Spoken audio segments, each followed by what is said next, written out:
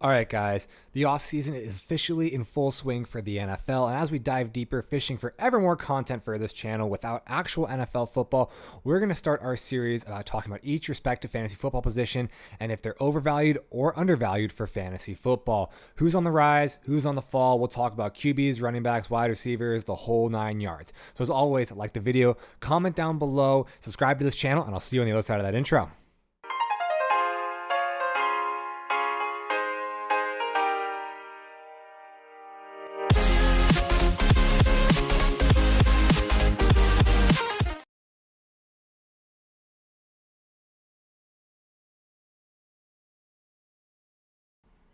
Welcome back into Twin Takes Fantasy Football, and over the next few weeks, we're going to be talking about who, as far as fantasy terms, is on the rise and who is on the fall, talking about each respective position group, starting with the wide receivers and moving on to running backs, quarterbacks, and tight ends. And hopefully this will help you whether you're in a dynasty league, again, giving you some buy low players and some ideas about what to purchase them for as a boost to your dynasty team, or even if you're just preparing for redraft, guys that I think are just way undervalued or overvalued at ADP that could potentially be league winning assets on your fantasy team. So as always, we'll start out with my favorite position group to talk about in the current landscape of dynasty fantasy football and redraft fantasy football.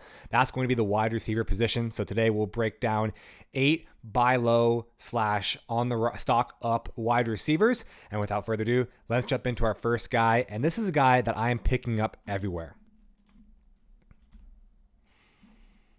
As you can see, he's already on my team in this league. I am all in on DK Metcalf. This dude, I'm picking him up everywhere. This is my most vocal wide receiver pickup of the entire offseason, and I just cannot fathom why his value is this. Like, this is just ridiculous. Wide receiver number 16 in PPR is just ludicrous to me. I mean, we look at someone else from his same draft class.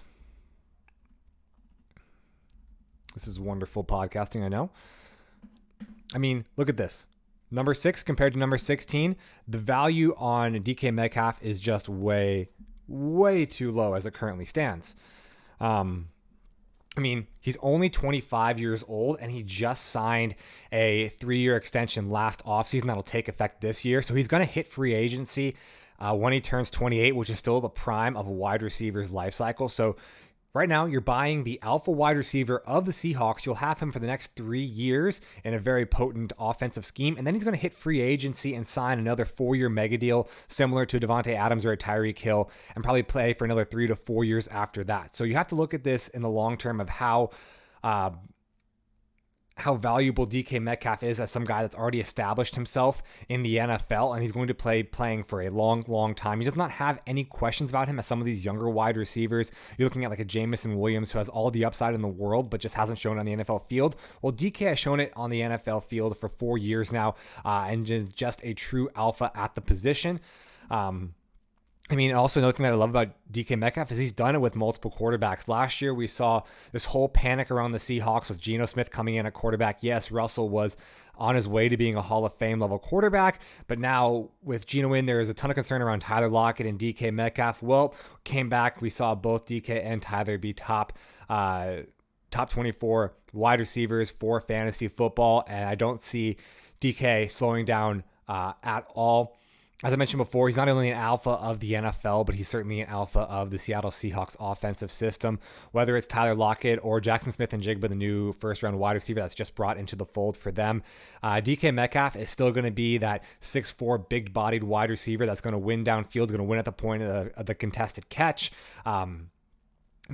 We'll see Tyler Lockett. He's 30 years old. He's probably on his way out. Jackson Smith-Njigba is a young talent, but as he works primarily out of the slot, won't take away from the production that DK Metcalf saw on the outside with his role as an ex-wide receiver. So even with the offensive additions of the Seahawks in the past few years, I'm really not that concerned as it affects the production of DK Metcalf.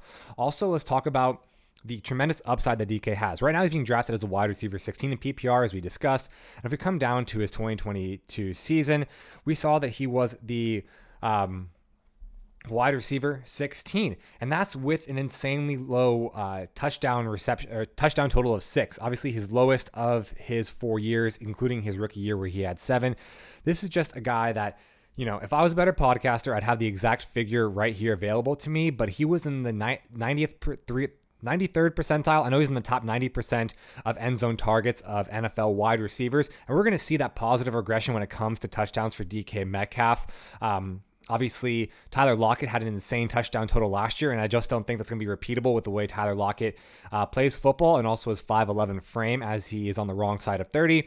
So DK Metcalf, I will see him finding the end zone a lot more this season and have a lot more upside than the wide receiver 16 currently. We already talked about his contract extension. Again, not only we're looking at the next 3 years with the Seattle Seahawks, but also into his next potential contract as he hits free agency as a 28-year-old. And I just think as comparative, we talk about this all the time where there's prospect fatigue, and we've seen DK Metcalf come in and out of the league. He's been around for 4 years. He almost feels like a veteran, an old named veteran at this point. And, the rookies that are coming in, the Garrett Wilsons, the Jamison Williams, Jahan Dotson, Jackson Smith-Njigba, you see a lot of hype. It's all about the unexpected, or the future, the unknown, the potential high ceilings that everyone can envision with their wildly creative imaginations. But DK Metcalf, he's done it. He's been productive in the NFL, and he's a guy that is going to continue to have production on the NFL field. So I'd rather take the consistency of DK Metcalf over the potential ceiling of some of these rookies. Like right now, I would be moving him. I'd be moving Garrett Wilson for DK Metcalf plus. I think Garrett Wilson and DK Metcalf will have similar production on the NFL field, but just given the perceived hype around Garrett Wilson, you could probably get DK Metcalf like plus a first rounder for Garrett Wilson right now, and the value around that is just absolutely tremendous given the yardage totals and touchdown totals that DK represents to the Seattle Seahawks.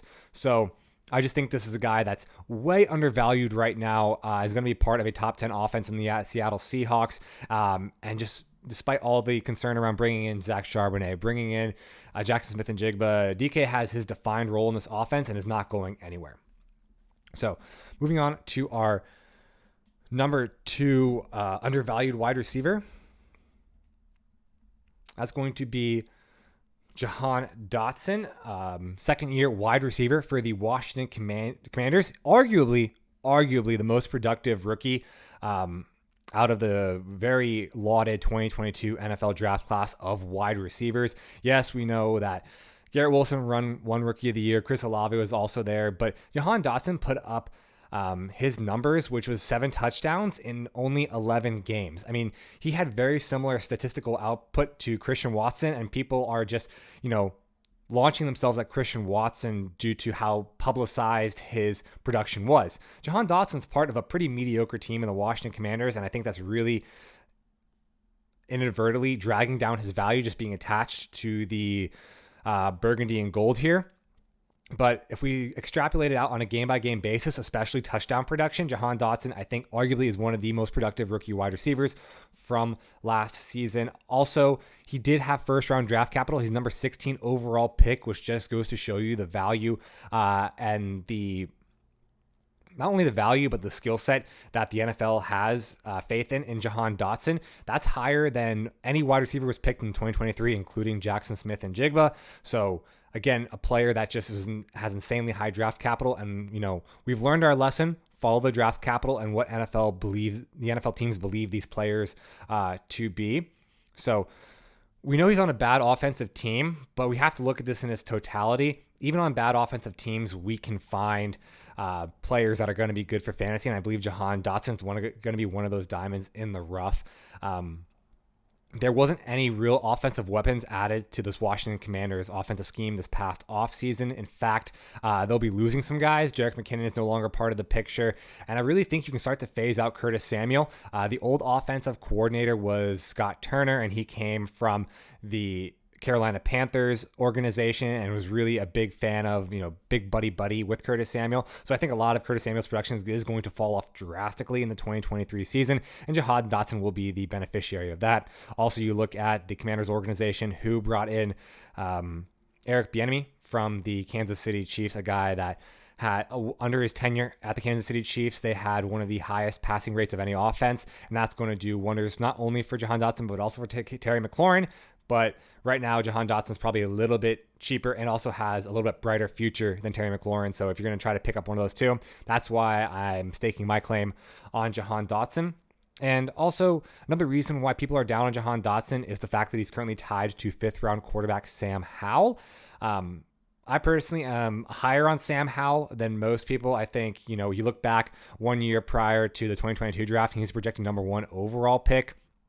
He's a guy that, when put in a good position and in a good scheme around him, he can certainly produce. We saw that before he had all his offensive weapons and offensive tackles stripped away from him at North Carolina. I think he comes in and is sufficient as a game manager for the Commanders and can certainly get his production to Jahan Dotson. But even if he's bad, there is certainly going to be a quarterback upgrade in the near future for Jahan Dotson. We're looking forward to the 2024 quarterback class headlined by both Caleb Williams and Drake May, but there's also a ton of good prospects that people are, really frothing over, whether it's JJ McCarthy, Quinn Ewers, even Shadir Sanders from Colorado. So I think it's almost inevitable that you have to pay now, suffer through one season of maybe mediocre quarterback play, but the quarterback upgrade is on very close on the horizon.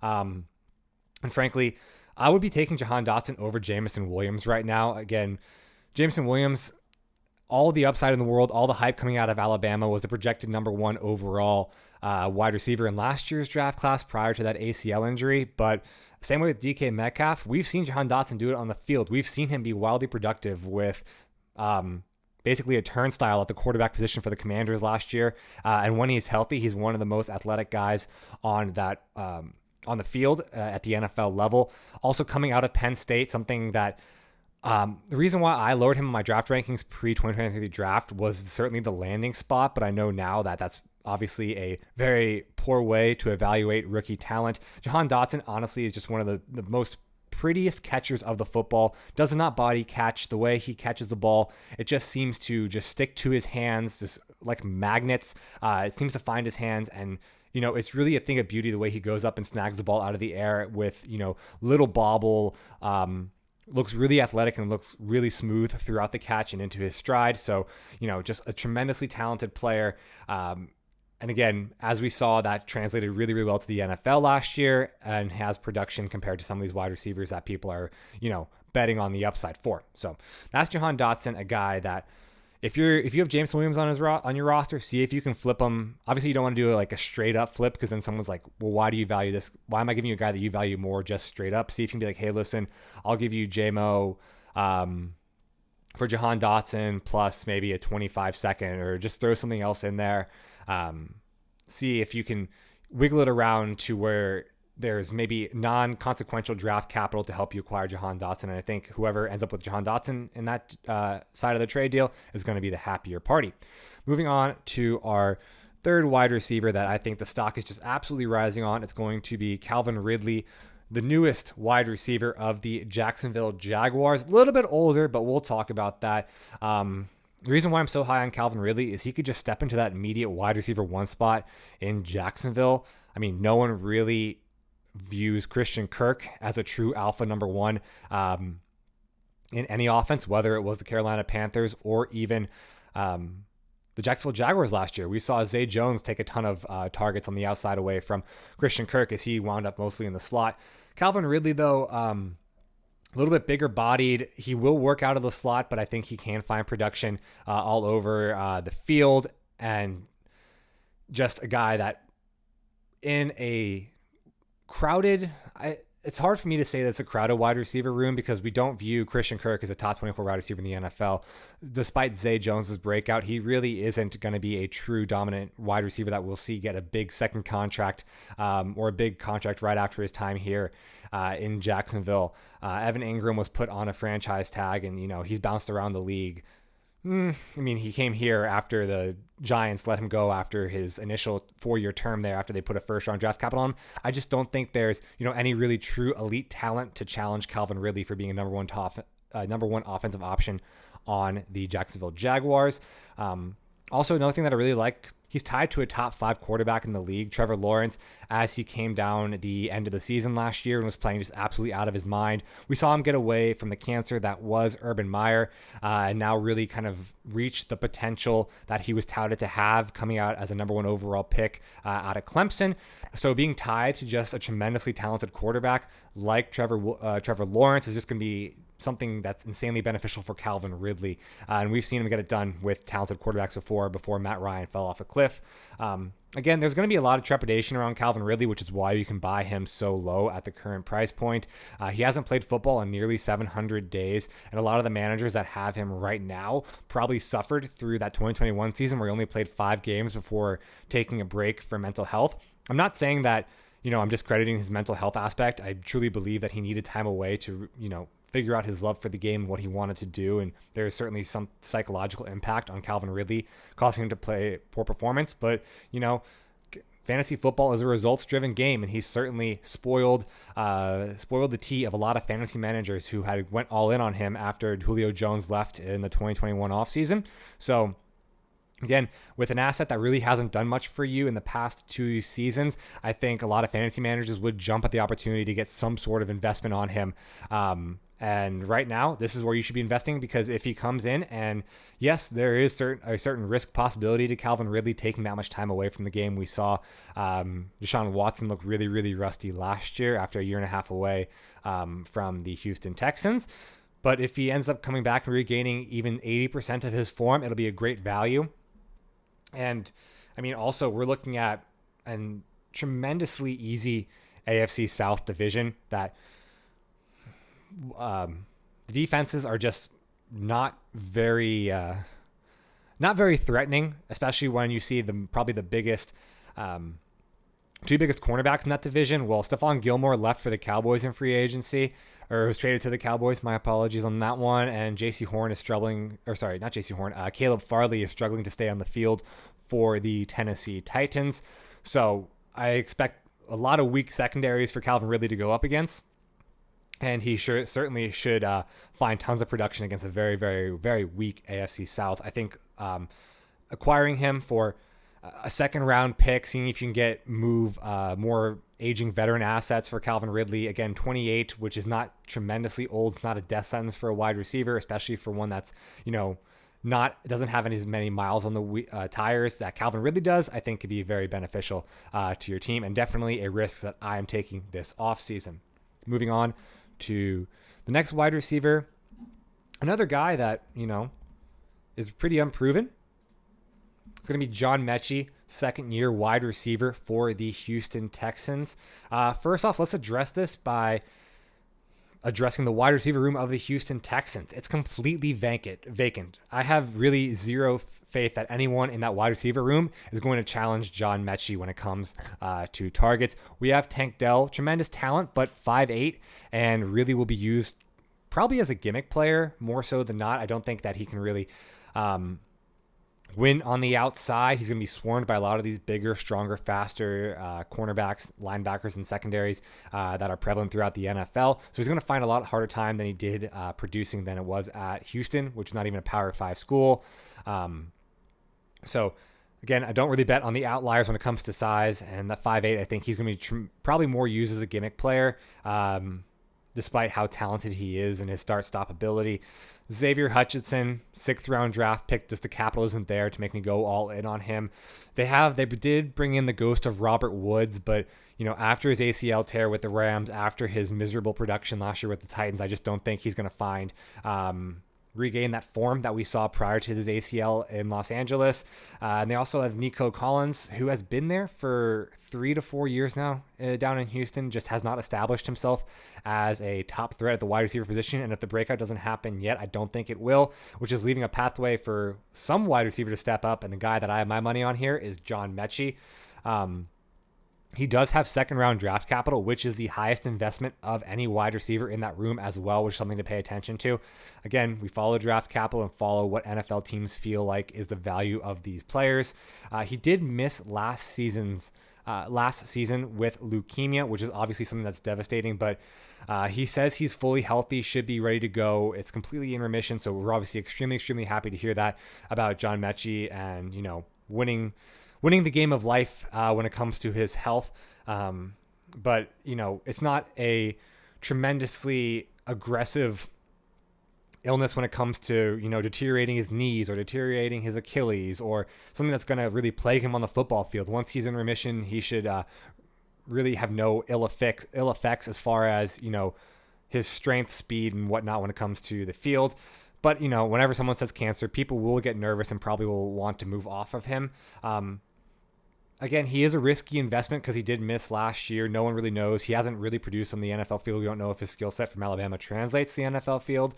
But right now, given that he missed last season and no one really knows what's going on in Houston, you could probably find a manager willing to move off of him, especially if the manager is contending. You could probably trade an aging veteran asset for the shot on John Mechie. But I know it is going to be a risky upside swing, but I'm all for assets taking your shot on them. As I've stated last offseason, this offseason, in the middle of the season last year, that you don't win fantasy championships by playing it safe. You win fantasy championships by taking upshot swings on guys that can vastly outproduce their ADP and become single game winners. And that's what I think John Mechie is. And right now, with all the uncertainty around both his health, derived from last season, not the fact that he still has leukemia, and just the Houston Texans as a whole, you could probably get him for quite cheaply, maybe a third-round draft pick, or again, an aging veteran to move off of as a guy that you can try to build up. If you are a rebuilding team, rebuild your wide receiver room. So moving on, after John Mechie, we'll look at, we geared our last two picks around, or not really last two picks, but two of our last three picks are around younger players. We're going to start shifting our eyes towards veterans now because, especially when it comes to Dynasty, which, again, right now in the offseason, that's what a lot of the content is being portrayed as, is Dynasty fantasy football. I mean, the few redrafters that are watching right now, props to you, because this is 3 months out from when you're doing your draft. But a lot of guys, this is Dynasty. So when players are viewed in the terms of Dynasty, just because they're younger, they'll get an immediate bump. So guys that are really good buy low candidates are those veterans. So let's talk about a few veterans here. First one, pretty obvious. It's going to be DeAndre. Let me see if I can spell this right. Hopkins. Yep. DeAndre Hopkins, age 30 wide receiver. At the recording of this video, he was cut from the Arizona Cardinals. And based on when I plan to post this video, unless something has happened either later tonight or earlier the morning of the date this video airs, he should still be unsigned. So obviously, the fact that he's currently not assigned to a team is a huge red flag that I'm assuming a lot of managers aren't going to want to take a risk on, especially if it's a team that maybe is not in contend now mode. If you're seeing DeAndre Hopkins on a team that is trying to tear things down, trying to rebuild, you could get him for so cheap. A second round pick this year, I think I would be happily giving up for DeAndre Hopkins, and you could see a rebuilding team jump at that opportunity to try to pick up a rookie. So obviously, once he gets signed, his price will either go up or go down. So you are playing a little bit of a risky game waiting for him to be signed. People played this game with Odell Beckham Jr. last year. People are probably playing the game right now with running backs like Kareem Hunt. So it's just, you got to take your shots on guys that hopefully will get signed and hopefully will go to places that will lead to good production. If he goes to a place that has a crowded wide receiver room, or maybe just if he goes to the Patriots that, have zero faith in Mac Jones and are in a tough division, maybe his value goes down, but that's the risk you got to take when you're looking to secure fantasy championships. Also, as you can see right here, he is 30 years old. So all these dynasty managers who consider themselves smart or active or gurus, they're going to be saying, oh, the cliff is coming for DeAndre Hopkins. You got to move off of him right now. His value will never be higher. Yeah, but we've seen wide receivers go into their 31-32 season and still produce, especially in the way that the game is currently played. I don't see anyone saying the same things about a Tyreek Hill or Devontae Adams. And DeAndre Hopkins, he's about the same age with about the same production history. So if these guys want to claim themselves as these offensive geniuses and gurus and moving off of DeAndre Hopkins, take advantage of that. If you're a contending team, I'm snatching him up everywhere. This team right now is not currently contending, so we'll have to see what we do with DeAndre Hopkins here. But he's still a very, very productive wide receiver. All I have to say is just still a very, very productive wide receiver, despite that big glaring red flag of a 3 in the first number column of his age. But, look at his history. Wide receiver 4, wide receiver 4, wide receiver 2, wide receiver 1, wide receiver 4, wide receiver 14. I mean, this guy has been doing it forever. And obviously, these numbers are a little bit skewed. He was quite injured for the 2021 fantasy season, as well as serving a 6-game suspension in 2022. Plus, Kyler Murray was injured for the last 3 games, which clearly hampered a lot of his production. Plus, DeAndre Hopkins didn't play towards the end of the season due to whether it's injury concerns, whether it was just him sitting out, he didn't play. So the fact that he ranks in the red there, obviously on the surface it's a little bit concerned, but it can easily be explained away with how often he was on the field.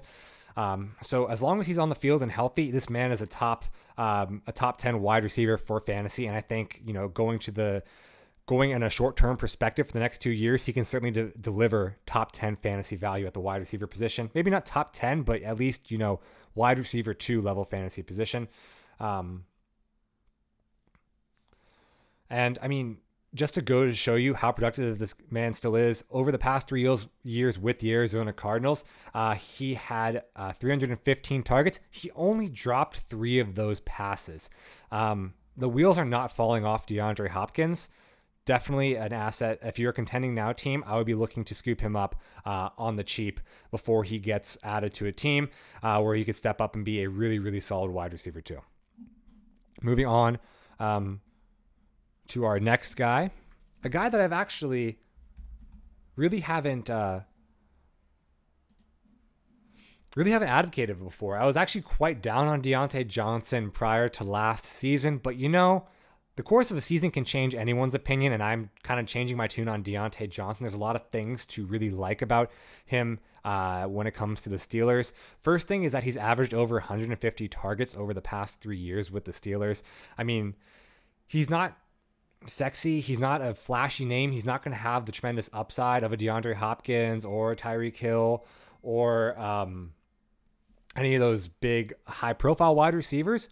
But he is productive. He's a guy that will be a wide receiver 2 week in and week out. I joked a lot last year that he's going to get you 11 to 10 points on a weekly basis. And sometimes as a flex player, as a wide receiver 2, that's what you need. You need a guy who's consistent. And that's Deontay Johnson. But I think while that moniker held true for last season, I think there's quite a bit of a case for his upside coming into the 2023 season. Obviously, he's not really that old when it comes to a wide receiver. He feels older than he is, but he's only 26. And, he did struggle a little bit with Kenny Pickett under center last year. But listen, Kenny Pickett was a rookie behind an abysmal offensive line. His struggles were certainly expected. And with Kenny Pickett and your quarterback struggling, that's certainly going to be effective on your wide receivers. And that obviously parlayed itself into the fantasy output of Deontay Johnson. But over this past offseason with the Steelers, they have given significant investment to both Kenny Pickett's development as a passer, as well as building the offensive line around him, going ahead and drafting Broderick Jones, bringing in Isaac Seumalo from the Eagles. So I believe given that much investment at the quarterback is going to reap a lot of benefits for the wide receivers, as Pickett will, as he enters the second year in the NFL, will have more time to develop, read routes, make tighter throws, hit players in stride more, be a little more accurate with the ball, as well as having more time to deliver those throws. Again, he's still the top target in Pittsburgh. I mean, we talked about the 150 targets per year that he's averaging, and Steelers did not invest serious capital into any offensive weapon this past offseason. If you're going to tell me they brought in Allen Robinson, that's got to be a joke, because I will laugh you out of whatever studio you're sitting in. So Deontay Johnson still remains true as the wide receiver 1 in Pittsburgh. George Pickens really doesn't scare me. I mean, his targets per game were quite abysmal, I believe, towards the down the stretch. And he had some great catches. He had some red zone target share, but he was really only averaging about 3 targets per game. So really the target monster is going to be Deontay Johnson, and a guy that I think should regress back towards the mean, given all the criteria that we've listed here today. And listen, this is about wide receivers that are undervalued.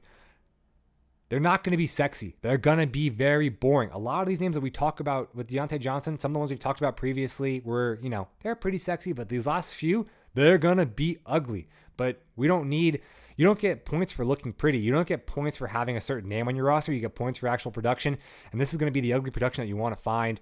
And Deontay Johnson, as a wide receiver 1 in the NFL, is a guy that if you can pick him up for a second round pick, like an early to mid second round pick in the 2023 draft, maybe the 2024 draft, that is an absolute steal. Maybe getting him plus for a rookie wide receiver or like a Jameson Williams. I know Jameson Williams is catching a ton of strays on this current episode, but moving Jameson Williams for Deontay Johnson plus is a really savvy move in my opinion.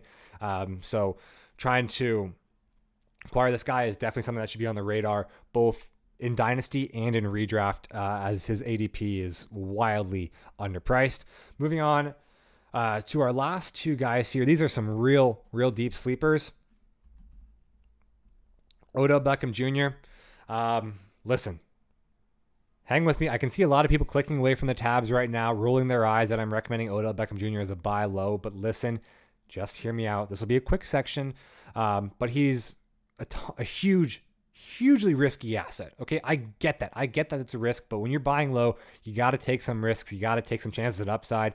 And for the current price of Odell Beckham Jr., despite the enormous amount of risk attached to his name, the upside is pretty valuable compared to anyone else around his current price point. He's, again, 2 ACL injuries, obviously not ideal, but we saw him come back from his ACL and be productive for the Rams.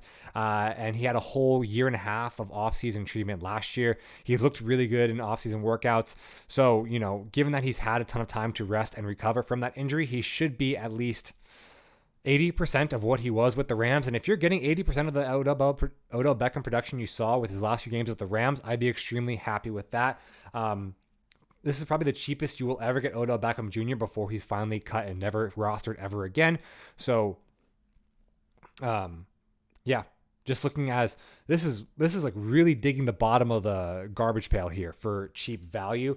But let's look at all the reasons for upside. First, he goes to a Ravens offense that we expect significant improvement from. They just signed Lamar Jackson to a 5-year deal, so they have their signal caller of the future locked there. We have seen that Lamar Jackson is not a running back. I firmly believe that he is not a running back. I believe he is a tremendous passer of the football, and I think that one of the more prolific passers in the NFL. I probably rate him in the top 10 if we're ranking all the quarterbacks, which I know is a hot take, but I think, it's going to be a very pass-heavy offense under Lamar Jackson and also under Todd Monken. I mean, we get away from the Greg Roman offense that was very run-heavy, that was very tight end-centric. We go to Todd Monken, who at Georgia, at Tampa Bay, really was a fan of the air raid system. So we'll see a lot more times where Lamar Jackson is throwing the ball, and that's going to be very, very beneficial for Odell Beckham Jr. as long as he can stay healthy and on the field. We're looking at Rashad Bateman as his running mate, who has significant injury history, has missed more than half the season for both of his first 2 seasons in the NFL. So I really don't have much confidence in Bateman and his ability to stay on the field. And unfortunately, availability is the best ability. And while Odell Beckham Jr.'s injury history isn't pretty, it's honestly a lot better than Rashad Bateman's. Also, Zay Flowers, I understand the first round draft capital investment into Zay, but he's still a rookie. It could take him a while to adjust to the NFL, especially coming from the ACC conference that is not as big and powerful as the NFL. And also, as we discussed many, many times on this channel in our pre and post draft rankings of wide receivers, he is 5'9". He's incredibly undersized for a wide receiver and kind of an outlier when it comes to the position. So he may not be that guy that comes in and immediately dominates the way people are thinking he's going to based on what he did at Boston College. So if we look at, the size concerns of Zay Flowers, the injury concerns of Rashad Bateman, Odell Beckham, as long as he can stay healthy, may be the only true X wide receiver in Baltimore. And I really like that attached to the Lamar Jackson, Todd Monken offense. I mean, he genuinely could be a guy that was dropped midway through last season. So you can go ahead, pick him up off waiver wires for nothing. You could probably trade away a 3rd round pick for him. I mean, if you are a win now team, if you're fighting for the championship this year, this is a great guy to come in and kind of build a depth at your flex wide receiver 3 spot. Very, very savvy win now move, because you're not going to get near the value of a 3rd round pick in the 2023 draft as what Odell Beckham will provide coming to Baltimore. All right, one more for you guys, and this is a name that I haven't seen, let alone talked about as buy low candidates, but I haven't seen anyone talk about this man the entire offseason. I think people just thought he dropped off the face of the planet. That's going to be Hunter Renfrow. Listen, we talked about it, Deontay Johnson. Buy lows aren't sexy. And Hunter Renfrow is as unsexy and boring as it gets, not only on the field, but also looks-wise. I'm sorry for you had to catch that straight, Hunter Renfrow, but it's true. Again, he's coming off an injury in the 2022 season, but he was a fantasy season winner in 2021. He was just truly a PPR monster when you go back and look at that 2021 season, finishing at the wide receiver 11. Wide receiver 11. That is absolutely ridiculous for a guy that you could probably get for a third-round pick, maybe even cheaper than Odell Beckham Jr. at the current moment. So yeah, he really dragged a lot of people to the championships in 2021, but a lot of fantasy football managers, they have short memories. They have short-term memory loss, and all they're going to remember is how abysmal he was last season, how he was tremendously injured, how he wasn't productive on the field, and they're going to be like, well, Devontae Adams, no one else really was productive outside of him. No one really cares about Hunter Renfrow anymore, but I think you definitely should. He will be very involved in the short and intermediate pass game, which I understand there's a lot of concern around Jimmy G's foot injury, that he could be cut. That is all smoke and mirrors. Jimmy G will be the starting quarterback for the Las Vegas Raiders come September 2023. And what does Jimmy G specialize in? Oh, that's right, the short and intermediate pass game. So Hunter Renfrow will absolutely feast when it comes to a possession receiver in that offense. I mean, he won't have the touchdown upside that, Devontae Adams will have. But listen, this is a guy that's going to get you, 8-9 targets a game, going to be moving the chains, going to be 14 yards, just a PPR monster. And, as a wide receiver 3 flex position, I mean, that's incredible value at that position. And I mean, we look at the offensive weapons that were added. Really not much. I personally think Hunter Renfrow is more talented than Jacoby Myers. Not a huge fan of Myers coming off of his last season in New England and also coming into flying all the way across the country. I mean, I understand Josh McDaniels comes from the Belichick tree. The systems are probably very similar, but and I get the familiarity is there, but he's still being, worked in with a quarterback that he hasn't worked with for probably, I don't know if he ever worked with Jimmy Garoppolo ever. I think he was shipped out before Jacoby Myers was brought in. He's working with other assets. He's working with an offensive line that's different, just an entirely different team. So despite the similarities and familiarity that Jacoby Myers might have stepping into the Raiders organization, it's still going to be kind of a culture shock, and I don't expect him to adjust immediately to their offense. And they also let Darren Waller walk. They bring in Michael Mayer in the draft, but that's still a rookie, and we all know historically that rookies take a while at the tight end position, to establish themselves on the field as far as a true pass-catching threat. So I think Hunter Renfrow comes back in leaps and bounds for the 2023 season, and if you can pick him up as a throw-in on a particular trade, as a, shifting up some late third round capital, this is, for a contending team, this is one of the easiest moves you can make all offseason. And if you're in a redraft, wild ADP value right here. He should not be going this low. Definitely a guy that I'm picking up, coming in the later rounds of the drafts. And I think it's going to be a very, very savvy move when the 2023 season kicks off and you finally see him go back to his 2021 sort of production. So that's going to wrapping up the 8 wide receivers that I think are just, tremendous values right now. And whether you're in Dynasty, go try to buy low, or if you're in redraft, go keep an eye on them and make sure you try to pick them up at reasonable ADP in your drafts. We'll just recap real quick. DK Metcalf, my favorite player this offseason, genuinely a guy that I think has wide receiver 1 overall upside. Get him. Seriously, I cannot, ring the bell louder for DK Metcalf. Jahan Dotson as one of my favorite rookies from last year. Calvin Ridley as a sleeper, missing 700 days. John Mechie as a guy coming off a missed season due to leukemia, but should make himself really available to CJ Stroud in that really empty Houston wide receiver room. DeAndre Hopkins as an aging vet who should be putting himself in a much better situation than he was in Arizona, and obviously buying the dip when he's currently not attached to a team. Deontay Johnson, just the image of consistency and tied to a very boring offense in the Pittsburgh Steelers. Odell Beckham Jr., a very risky player when it comes to injury production, but the upside, the biggest boom bust wide receiver prospect of this entire offseason, in my opinion. And finally, Hunter Renfrow, the unsexy PPR monster. So let me know what you think of these wide receiver buy low candidates. Let me know what trades you've gotten to actually secure any of these wide receivers, if you've been able to acquire them in this past offseason, or in the future if you're able to take this advice and go get someone. So I'm looking forward to continuing the stock up, stock down series, going over the buy lows and sell highs of every single fantasy relevant position, whether it's QB, wide receiver, tight end, running back. So keep an eye out for those in the coming weeks. Take care, guys.